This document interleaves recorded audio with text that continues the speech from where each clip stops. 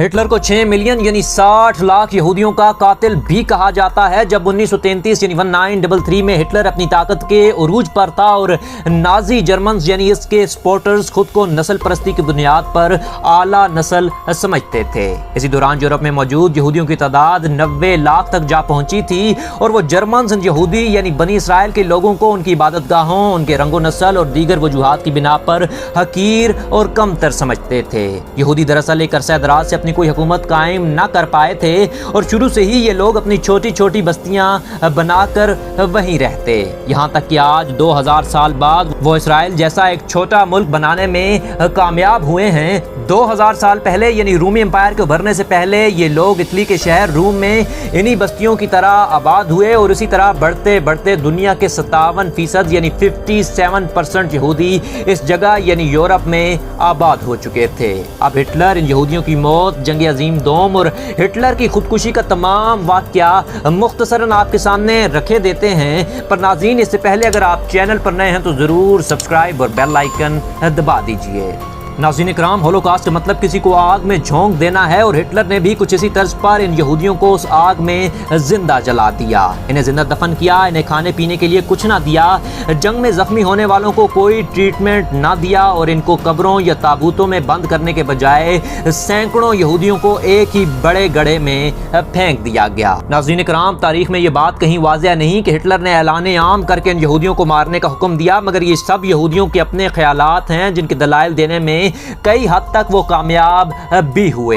Hitler ने एक systematic तरीके से इन यहूदियों को खत्म किया, जैसा कि ज्यादातर यहूदी इटली में आबाद थे और इटली, जापान और जर्मनी जो जंग अजीम दोम के इत्तेहादी थे, इनका मुकाबला फ्रांस और बरतानिया जैसी बड़ी कुव्वतों से था। 1939 में इस जंग का आगाज हुआ, जबकि इससे पहले भी यहूदियों को एक बड़े पैमाने पर जर्मनी से निकलने का कहा गया। ये जंग 1939 से 1945 के दरमियान लड़ी गई, जिसके मुताबिक 5 लाख यहूदी औरतों को नाजी जर्मन की तरफ से कत्ल किया गया। 2.5 लाख पागल यहूदियों को खंडरात में फेंक दिया गया।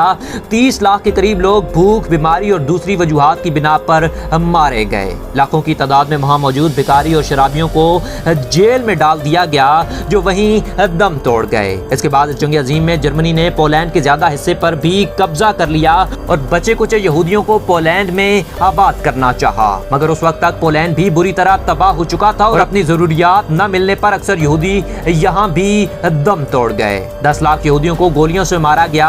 सो नाज़रीन, इस तरह 90 लाख यहूदियों में से 60 लाख यहूदियों का कत्लेआम किया गया। इसके बाद और पहले तक जर्मनी काफी हद तक ये जंग जीत चुका था, मगर हिटलर की एक बड़ी बेवकूफी यानी रूस पर चढ़ दौड़ने का पागलपन और जुनूनी फैसले ने जर्मनी की ज्यादातर फौज ढेर कर दी। अब फ्रांस, बरतानिया और अमेरिका ताकतवर हो रहे थे, जबकि जर्मनी को इनकी ताकत के आगे हाथ उठाने पड़े। 7 मई 1945 यानी 1945 को ये जंग खत्म हुई और 8 मई को अलाइड फोर्सेस ने अपनी फतह का ऐलान कर दिया। इस फतह से एक हफ्ता पहले हिटलर ने खुद को गोली मारकर खुदकुशी कर ली, जिसकी असल वजह उसका बेवकूफाना फैसला था, क्योंकि जब जर्मनी ने अपनी फौज रूस के खिलाफ उतारी, जो पहले उसका इत्तेहादी था लेकिन बाद में उनका मुखालिफ हो चुका था, जर्मन फौज रूस में सर्दी की ताब न लाते हुए वहां फंस गई और वहीं मारी गई। इसके बाद वहां मौजूद यहूदी वहां से रवाना होने लगे और इसराइल पहुंचने लगे। फ्रांस में भी आज यहूदियों की एक बड़ी आबादी रिहाइश पजीर है। हालांकि दुनिया में इस वक्त 1.5 करोड़ यहूदी आबाद हैं। 80 लाख इसराइल और